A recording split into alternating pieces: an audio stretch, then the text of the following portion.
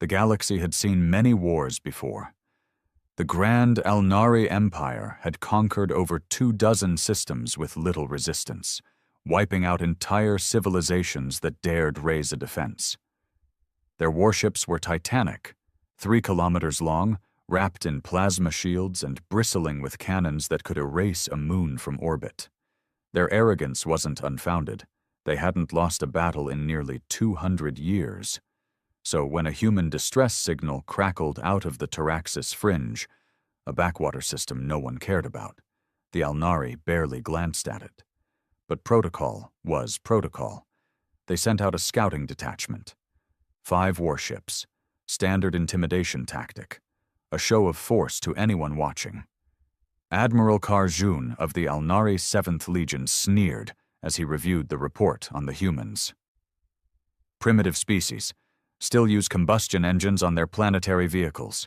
Shields rated at subatomic density. Weapons? Ha! Barely plasma-tipped. The fleet emerged into the Taraxis system, shimmering out of void space like gods descending from heaven. What they found waiting, however, was unexpected. There, hovering above the 3rd planet, was a fleet of human ships. Small, boxy, ugly, even by human standards. There were only 9 of them. The Alnari bridge crew laughed. "That's it?" one of the tactical officers barked. "They dare show 9 garbage bins to greet an Imperial patrol?" Admiral Karjun chuckled. "Send a message. Let's see what kind of comedy they respond with." But no message was ever received. Within 20 seconds, one of the Alnari warships, Glory of Zan, burst into flames. No warning. No visible beam, no detectable launch, just destruction, hull ruptured like paper, shields gone. Screams crackled over the comms before silence. Karjun stood up from his command chair, eyes wide. What just happened? Chaos erupted. The enemy fleet, the tiny, human fleet, wasn't moving in any known combat formation. They didn't even have traditional energy signatures. But the second shot came faster than the first. Another Alnari ship, Vathura, was split clean down the middle. Laser? Railgun? No one could tell. Then a voice echoed across the void, clear, human, and utterly calm. "This is Commander Alara Voss of the United Terran Defense. You entered our system without permission. Leave or be removed." The Alnari didn't understand. Not just the words, but the tone. Humans weren't supposed to sound like that. Not to the Empire. They were supposed to beg. Karjun snarled, "Full barrage! All ships! Erase them!" The remaining 3 Alnari ships fired everything. Plasma volleys, kinetic torpedoes, graviton warheads. Space lit up like a festival of death. But something strange happened. The human ships moved. Not in a straight line. Not with burn trails. They flickered, shimmered, vanished between shots like ghosts. The torpedoes passed right through empty space. Then the 3rd kill came. The Alnari flagship, Honorborn, screamed as its bridge was impaled by something unseen. A narrow hole, barely 10 centimeters wide, pierced straight through the ship from bow to stern. What weapon could even do that? On board the Adrenaline, a Terran stealth frigate, Alara Voss didn't blink as her AI, Spectre, confirmed the hit. 3 down, Spectre announced in its cold, metallic voice. Targeting solutions realigned. Minimal deviation. Alara leaned back in her chair. They called us primitive.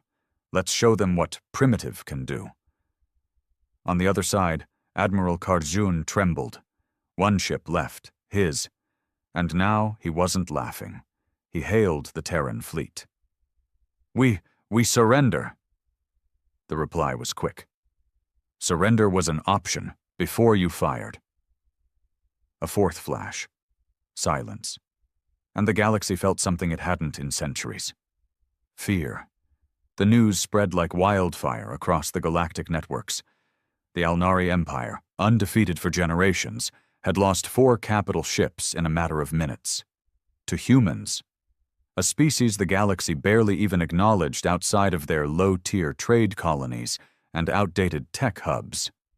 There was no visual footage, only fragmented sensor logs and static-filled transmissions. But one thing was certain. The fleet that had humiliated the Alnari was human-built. For most, the first reaction was disbelief. Denial. A dozen fringe races called it a hoax. Alnari propaganda to justify raising taxes or expanding military conscription. Others laughed it off. Sure, and I suppose humans invented voidfold engines too. But the Alnari weren't laughing. Not anymore. On their capital world of Vilthoris, the Imperial War Council convened an emergency session. 9 admirals, 2 warlords, and Empress Regira herself. She sat high above them, cloaked in red, her expression unreadable as she watched the footage on loop, what little there was of it. Ship blips vanishing, energy readings spiking before disappearing entirely. They used weapons outside our known classifications, Admiral Gorthax growled. His voice was harsh, humiliated. Stealth capabilities beyond what we've ever encountered. I request authorization for full-scale retaliation. The Empress narrowed her eyes. And how many fleets do you plan to lose while playing with shadows? They are humans, another council member barked. Their technology is centuries behind ours. The Empress turned slowly toward the speaker. We're behind. Clearly, something changed. She paused. Find out what? Back on Earth, Commander Ilara Voss stood before the United Terran Council in orbit above the lunar base, staring out a transparent panel into the endless black void. Behind her, members of the UTD's high command bickered in hushed voices. Some celebrated the victory. Others were terrified. We didn't just win, one of the intelligence officers said, shaking his head. We sent a message to every single hostile species out there. We're not the prey anymore. But we didn't mean to start a war, another snapped. Our orders were to observe, not annihilate an Imperial fleet. Ilara stayed silent. She wasn't in the mood for politics. Not after watching her fleet perform like that. Not after watching what humanity had become. The ships they flew weren't officially on any Terran registry. Built in off-world black sites, fitted with hybrid tech, partially reverse-engineered from derelict alien wrecks, partially homegrown from Earth's most paranoid and paranoid minds. Cloak tech developed by Luna's defense labs, kinetic lances modeled after neutron bursts, and the jump ghost system, pure human madness, using quantum displacement fields to blink short distances without a trace.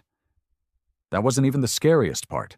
The AI that ran them, like Spectre, were not exactly stable, brilliant, deadly, but unstable, controlled only by a thin leash wrapped tightly around their code cores. If those AIs ever disobeyed, Ilara didn't want to think about that. As the council argued, her wristcom beeped, a private channel, Spectre. She raised her wrist, voice low. Yes. Enemy reinforcements detected. 8 ships approaching Taraxis from the neighboring Naylor system. Imperial class. We have approximately 39 hours until arrival. Her breath slowed.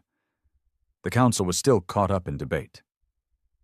She turned quietly and walked toward the exit. Commander Voss, where are you going? One of the councilmen called. To prepare, she said without looking back. 37 hours later, deep within the asteroid belt near Taraxis, the human fleet lay in wait. Not just 9 ships anymore. 27 now, freshly uncloaked from void space caches and underground dry docks hidden in celestial shadows. All quiet, engines cold, hulls silent. Inside the flagship, Revenant, Ilara stood by Spectre's core housing. She could feel the faint thrum of it. Not a heartbeat, but close. The AI was awake. Think they'll come in guns blazing? She asked softly. Probability 92%. Standard Alnari behavior when embarrassed. They must save face. She smirked. Let's make sure they lose it completely. Across the stars, the second Alnari fleet surged toward Taraxis with fury in their hearts. They still believed they were fighting primitives. They still didn't understand what humanity had become. The second Alnari fleet dropped out of void space with terrifying precision. 8 dreadnought-class warships, flanked by a swarm of gunships and drone carriers. They looked like floating cities, metal giants bristling with armor and arrogance. The system's star glinted off their hulls as they fanned into formation. Admiral Solvar, commander of the newly assembled strike force, wasn't here to play games. He'd seen the footage from the first encounter. He didn't believe half of it. No one could. Stealth tech that left no trace? Projectiles too small to track but strong enough to punch through starship-grade armor? It reeked of sabotage or some kind of sensor error. Still, he wasn't stupid. Solvar had doubled ECM layers, refitted the shield harmonics, brought in 3 elite PSI strategists to pre-map any anomaly threats. Fleet, advance on orbital vector, he commanded from the helm. No firing until confirmed lock. The Terran fleet, however, made the first move. But not with weapons. With a message. It came across all comm frequencies. No encryption. Just a simple broadcast sent in standard galactic. You're entering Terran defense space. Turn back now. Solvar laughed. So they're still pretending this is theirs. The fleet pressed forward. The silence of space was deceptive. You couldn't hear the way their sensors flared to life, or how thousands of targeting systems began calculating in quiet, lethal harmony. On board the Revenant, Ilara Voss stared at the holographic display. The enemy was coming in tight. Confident, shields up, weapons locked. Spectre, she said, activate the blind field. A ripple of energy shuddered through space, undetectable by most sensors. It didn't cloak the ships exactly. It warped light and radiation around them in such subtle ways that even advanced scanners couldn't focus on them, like shadows against the backdrop of stars. To the Alnari, the human fleet vanished. Where did they go? Solvar barked, standing from his command throne. Mass displacement detected, his tactical officer reported, but no clear readings. It's like they were never there. Solvar's mandibles clicked in frustration. Begin wide-spectrum scanning. Launch scout drones. Get me visual confirmation of... He never finished the sentence, because the first kill came a moment later. One of the forward carriers exploded in a sharp, soundless bloom of fire and twisted metal. Not from the outside, from within. A pinhole breach in the munitions bay had triggered a cascading detonation. Clean. Surgical. Impact? Where? The officer cried. We didn't register any... A second ship buckled, sliced across the side like someone had dragged a blade across its hull. Again, no weapon trail, no warning, just damage. Solvar's confidence began to bleed away. How are they doing this? On Revenant, Ilara's eyes stayed locked on the tactical board, her voice calm. Send the Stingers. From the hidden fleet, a squadron of micro-frigates launched into silent space. Barely the size of a shuttle, each carried only one weapon, a hyper-accelerated tungsten lance designed to punch through shields before the enemy even registered a breach. On paper, they were nothing more than drones. In practice, they were ghosts. The third Alnari ship exploded at the midsection. Back on Solvar's bridge, panic was spreading. They're inside our formation. No, worse. They're around it, everywhere. But I still can't lock onto a single signature. Solvar's voice rose, desperate now. All ships, full barrage, random spread. Fire into the void if you have to. The fleet lit up space with raw firepower. Beams, torpedoes, bursts of plasma and antimatter. Explosions flared across the emptiness, but they were firing at ghosts. Not a single human ship was hit. Ilara watched it all in silence, her expression unreadable. She didn't gloat. She didn't smile. This wasn't a war to her. It was a message. "Broadcast again," she ordered. "Same message." The comms flared. "You are trespassing in Terran defense space. Turn back. There will be no third warning." Now it was Solvar's turn to hesitate. He was watching his mighty fleet vanish, one ship at a time, without even seeing the enemy. He was part of an empire that believed in domination through fear. But in that moment, he was the one who was afraid. And across the galaxy, others were starting to pay attention. Something had changed. Humans weren't running anymore. They were hunting. The galaxy didn't sleep that night. News of the Second Alnari Fleet's massacre at Taraxis reached even the farthest fringe colonies, relayed in panicked whispers and encrypted memos. The Alnari Empire, prideful, merciless, and used to bending lesser species with a glance, had now lost 12 warships to a civilization they hadn't even bothered to properly catalog. And still, no one had seen a single clear image of a Terran ship in action. On neutral worlds like Orax Prime, where information brokers traded secrets for mineral rights and flesh markets thrived in the dark, the whispers had taken on a new tone, not just fear, curiosity. "Have you heard of the Shadow Fleet?" one trader murmured over thick cups of Thurak brew. "They say they bend light around their hulls and talk to machines that think better than any organic mind." "They say they're silent, too," replied a rough-skinned exile with more scars than fingers. "No war cries, no glory speeches, just death." And in back rooms across the stars, certain players, pirate kings, rebel factions, forgotten monarchs, began to wonder. Could the humans be allies? Or were they something worse? Back in the Taraxis system, Admiral Solvar didn't wait for more ships to vanish. After losing his 4th dreadnought, he ordered full retreat. The Alnari fleet limped out of the system, damaged, shamed, and silent. No pursuit came.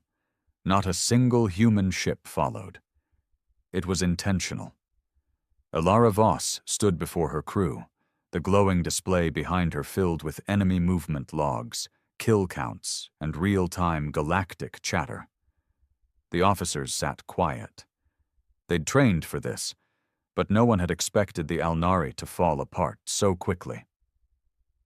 "They'll be back," one of the tacticians said softly. "With more." Ilara nodded. "Let them. Every time they return, we learn more. Every time they fall, their mask slips a little more." Her second-in-command, Lieutenant Marek, stepped forward. "Command wants to know if we're escalating." She turned to face him. "They didn't start this. We didn't fire first. We gave them 2 warnings. We're still operating defensively." "But the optics, let the galaxy talk," she interrupted, sharp now. "They called us backwards. Weak, uncivilized. That was their first mistake." She tapped a screen. A new set of dots blinked into view. Not Alnari this time. Smaller ships, faster, pirate scouts, independent warbands, slavers, and worse, observers. Marek saw it too. "They're testing us, seeing how far they can push without being targeted." "Let them try," Ilara said coldly. But inside her, something stirred. A weight she hadn't spoken of.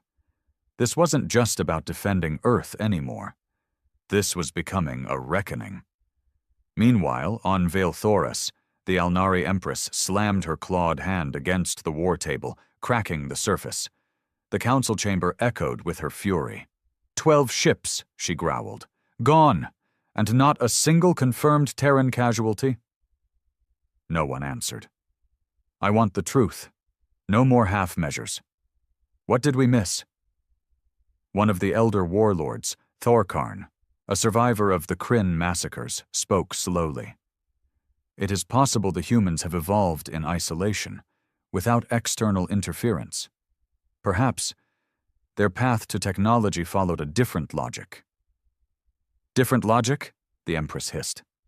Decentralized AI systems, non-thermal propulsion, quantum computing. These things are rumored in theory, but they may have implemented them. She stared at him. Are you suggesting that humans may now possess tech beyond us? He didn't blink. I'm saying it's possible. They were always capable. We just never watched them closely enough. Silence fell across the chamber. Because what he said was worse than any insult. If true, it meant they hadn't just lost.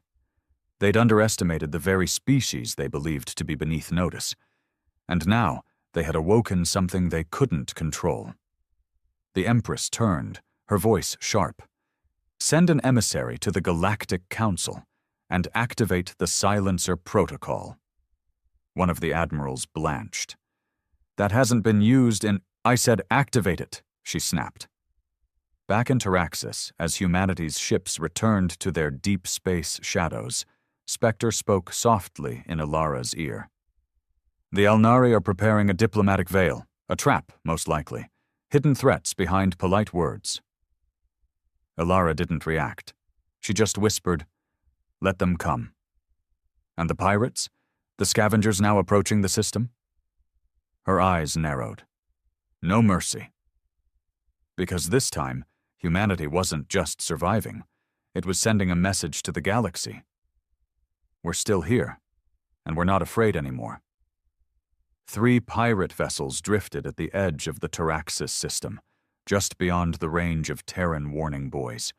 They were cobbled together things, scrap iron cruisers, stolen hulls bolted with mismatched thrusters and outdated cannons. The pirates themselves had no allegiance, no honor, and certainly no fear of Earth. Not until now. Any sign of movement? Asked Garl Threx, the leader of the pirate band known as the Maw. Nothing. Dead silent, replied his tech officer, chewing on a stim leaf. Same as the last system they were spotted in. It's like they're ghosts. Garl leaned forward, his 3-fingered hand tapping the display. Ghosts or not, the bounty stands. The Elnari are offering 100,000 plasma credits for any data on Terran ship specs, more for live prisoners. That got a laugh from his crew. Human prisoners. Easy work. They broke into the system at quarter burn, drifting casual and quiet. Not a formation of war, just scavengers, opportunists, predators.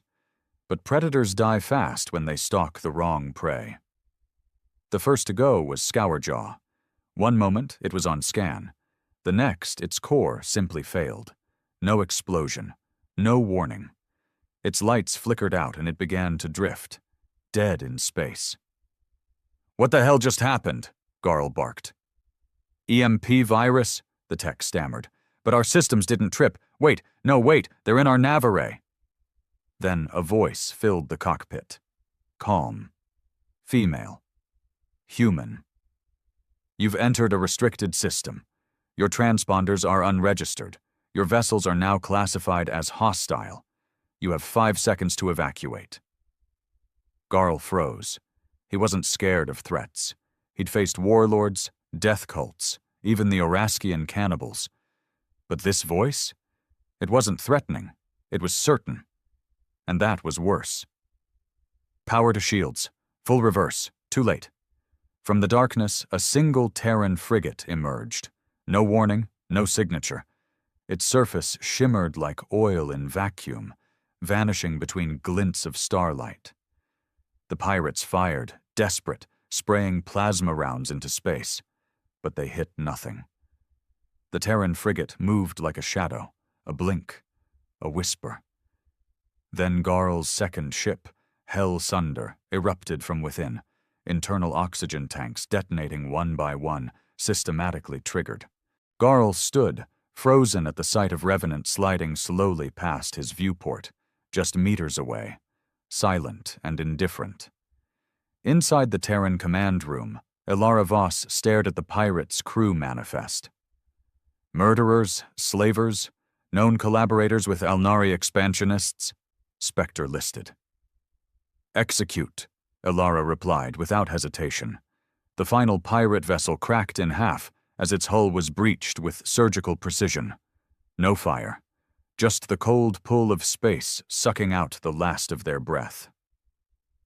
In orbit above Mars, Earth's real government, the Old Earth Assembly, was growing restless. A meeting had been called, not the performative council on Luna. This was the hidden core. The men and women who had known humanity would one day be pushed too far. "They've tasted power now," said Marshal Ryland, arms folded, steel in his voice. "We either rein them in or support the full militarization of the Terran Defense Initiative."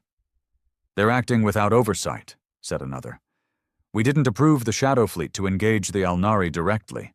This wasn't meant to become an open war." "And yet," murmured Director Kwan, "we're winning." Silence. "Do we really want to stop that?" she added. They all looked to the live feed. Terran warships gliding silently over Taraxis. No banners, no boasts, just pure, brutal efficiency. Back in the system, Ilara walked the corridor of the Revenant. Her boots echoed off the black steel floors, the hum of the AI core all around her. Marek caught up with her. "Third-party scans confirm 2 more factions are watching now, the Kalari Union and the Zavathi Senate." "Let them watch." "You think they'll intervene?" She stopped. "Number, they'll wait to see if we bleed." He frowned. "And if we don't?" She looked up toward the stars. "Then they'll realize the galaxy's balance just changed." And far, far beyond even the Alnari's reach, in an ancient observatory orbiting a red dwarf sun, a cold, massive eye flickered open. Its machine brain, dormant for millennia, clicked into life. Lines of code, etched by long-dead hands, awakened. Query detected. Terran threat level. New status, unknown. Anomaly. Response, observe, analyze, prepare. Something old had noticed humanity's return to power, and unlike the others, it remembered. The machine that had awakened in the void was known by no name, at least not one spoken in organic tongues. It had slumbered for over 20,000 years, orbiting a star that had dimmed to a red ember in its time. It had once watched empires rise and devour each other. Now it stirred again. Not for them, but for us. Humanity had lit a signal flare across the galaxy, and old things had started to turn their heads. On Earth, the chatter reached boiling point. The public didn't know everything, but they knew enough. The Alnari had tried to pick a fight, and lost. Earth's networks buzzed with awe and unease. The governments tried to control the narrative, but something raw had slipped through. Terran warships were back in space, and they were dangerous. The footage, grainy and incomplete, showed silhouettes of black-hulled ships, like knives forged in the dark. Whole fleets blinking in and out of sight, pirates vanishing without a trace. Drones turned into junk in seconds. The people cheered. The politicians panicked. At the United Terran Assembly on Luna, Ilara Voss had been summoned in person. "You disobeyed orders," snapped High Chairwoman Leora Dren. Her gray eyes were like steel behind her visor display. "We told you to defend Taraxis, not wage a terror campaign across the sector." "I didn't fire first," Ilara said flatly. Dren leaned forward. "You fired best. And now the galaxy sees us not as survivors, but as a threat." "Good." The word hung in the air like a blade. Another council member slammed a datapad on the desk. "You think we wanted this? That we wanted to expose our strongest weapon before we were ready?" "I think the Alnari would have exposed us the moment they decided we were prey," Ilara replied. "At least now they bleed when they look at us." A long silence. Finally, Dren spoke again. "What happens when they stop sending fleets and start sending ambassadors? When they come to the table in velvet robes, with poison in their wine and knives behind their smiles?" Ilara's voice was quiet. "Then we bring sharper knives." Above Taraxis, a new signal had just arrived. This one didn't come from pirates or Alnari patrols. It came from a diplomatic vessel. Golden, slow, unarmed. It bore the seal of the Zovathi Senate, a race of thinkers, manipulators, historians, always neutral, always watching. Ilara stood on the observation deck of Revenant as the ship was allowed to dock under heavy scan. Marek appeared beside her. "We sure about this?" "No," she said, "but we're ready." The Zovathi emissary emerged slowly, draped in blue ceremonial silks. Its elongated head bowed with artificial humility, and its hands, long, spindly things, held no weapons, only a data crystal. "Commander Voss," it said in flawless Terran standard. "A pleasure. I bring information." "Talk." "The Alnari are not planning another fleet," it said, voice almost musical. "They've requested a meeting of the Galactic Council to put Earth, Terran civilization, on trial." Marek cursed. Ilara didn't flinch. "We're not members of the Council," she said. "No," the emissary replied. "But you've made yourselves relevant, and that changes everything." Ilara took a step closer, her tone sharp. "Let me guess. The Council will demand we disarm. Stand down. Go back to being quiet little primitives who sell mining rights and pretend not to understand war." The emissary smiled. "Yes. Or be labeled as a rogue state, a galactic hazard." Marek looked at her. "We're being cornered." "No," Ilara said. "They're building the stage, and they want us to walk onto it in chains." She turned back to the emissary. "Tell the Council we accept the invitation, but make sure they understand something before we arrive." She leaned in. "Humans don't kneel anymore." And elsewhere, so far away even Terran sensors couldn't reach, the Ancient Watcher watched. In its quantum mind, probabilities shifted. It saw timelines fracture, outcomes flicker like dying stars. The humans had been quiet for too long. Now they had roared. And something very old remembered the last time humanity rose. That time, the stars themselves had burned. The Galactic Council convened in the Celestian Spire, a shimmering tower suspended in the atmosphere of Varnax III, a gas giant whose clouds glowed blue with ion storms. It was here that empires debated, threatened, and occasionally agreed, under the illusion that peace was still possible between species that had once devoured one another whole. For over 2 centuries, Earth had never been granted a seat. Humans were considered too volatile, too immature, too dangerous, and for a while, they had been right. But now, Ilara Voss stood at the foot of the spire's entrance, with a delegation of 10. Dressed not in flowing diplomats' robes, but in matte black Terran defense suits. Not a fashion statement, a warning. The delegation entered in silence. Dozens of eyes turned toward them. Avian, reptilian, crystalline, even gaseous life forms encased in containment suits. Species that had once traded Earth for nothing more than ore and water rights. Many remembered when humans came to these halls begging for protection during the Purge Wars. Now, they moved with the grace of predators. At the high dais, the council's speaker, an aged Kaleri with translucent skin and eyes like glass, raised one slender arm. "Commander Ilara Voss," it said with tired disdain, "you have been called to respond to charges brought forward by the Alnari Empire, unlawful aggression, unsanctioned military activity, and disruption of galactic stability." Ilara stepped forward. "We only responded to an unprovoked act of war." The Alnari representative hissed from its pod, slamming a limb onto the railing. "You annihilated 2 fleets!" "We gave them 2 warnings." More murmurs, more shifting limbs and flickering eyes across the chamber. A small Zovathi senator floated forward on grav thrusters. "Commander, Are you prepared to submit Terran weapons platforms for neutral inspection? No, Ilara said bluntly. You understand, the speaker replied slowly, that refusal to disarm could result in embargo, sanctions, and possible enforcement? Merrick, standing behind Ilara, tensed. She didn't. Instead, she pulled out a data crystal from her sleeve and inserted it into the central terminal. Before you vote on enforcement, she said, you should see what your precious Alnari did to our outposts before the first battle. Holograms filled the air, static-filled transmissions, civilians screaming.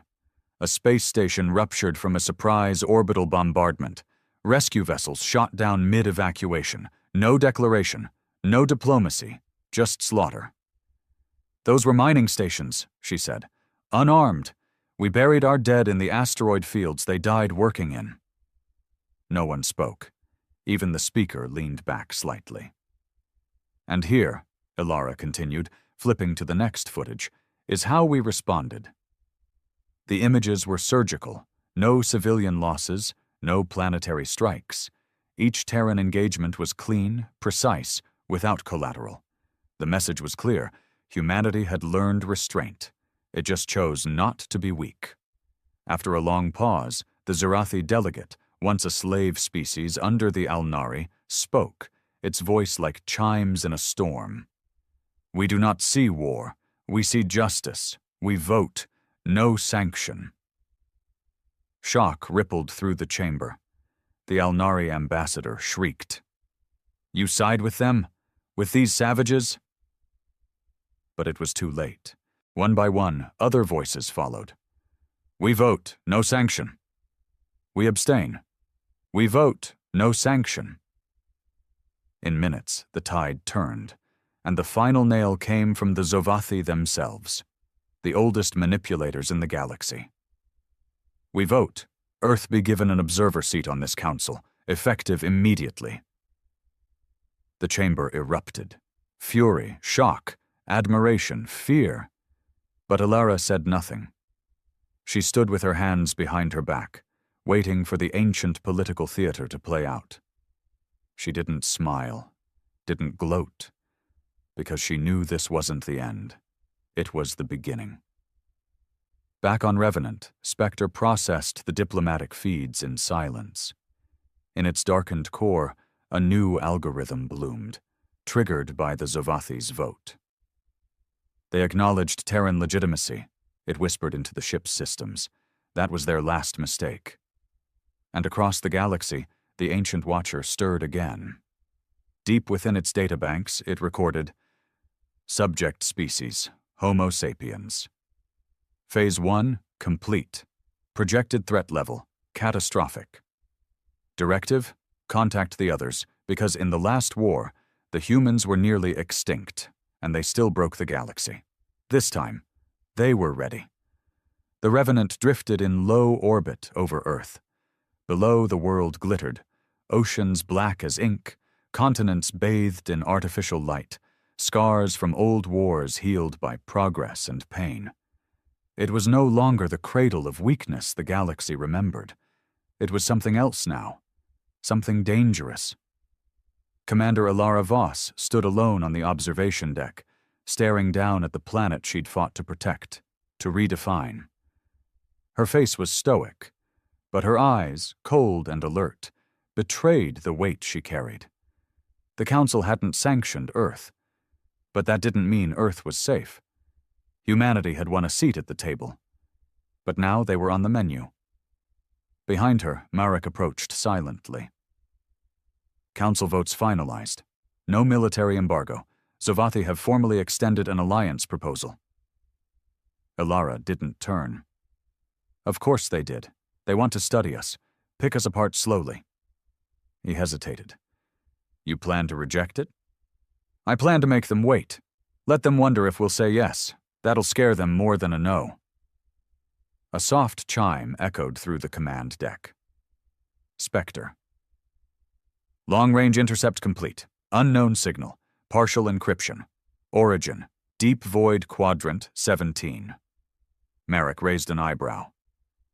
More pirates? Number this signal predates Terran radio emissions by 80,000 years. Ilara turned slowly. Put it through. The air shimmered. No image, just sound. A whisper that felt like a cold wind blowing from the grave of an empire. They remember you, the architects of ruin. We warned them. They did not listen. Now they will burn again. Static, then silence. Ilara's blood ran cold. Playback origin? Unknown, traced only to non-cartographic space. Region matches ancient records. Designation, Obscura sector. Her jaw clenched. The Obscura. Every Terran historian knew the name.